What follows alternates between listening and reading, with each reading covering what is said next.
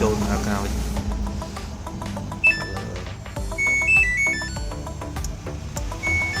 liền không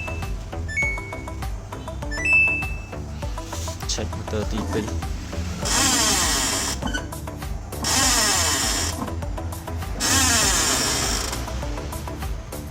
giờ motor TV là cái ở lưỡi đánh chuột ngồi trong này là một nghiệp bọc liếng thì tăng thông hạ và đến tờ bụt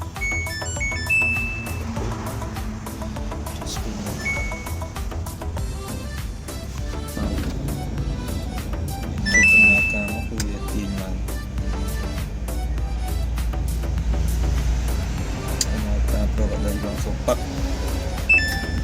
biết còn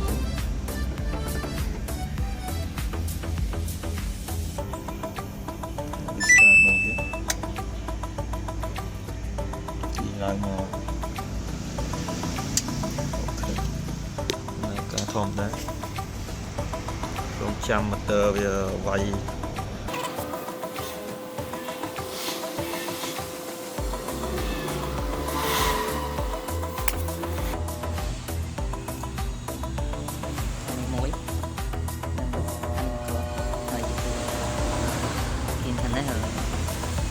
miền sọc phiền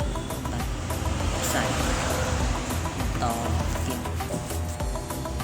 AC switch như là đặt sinh á này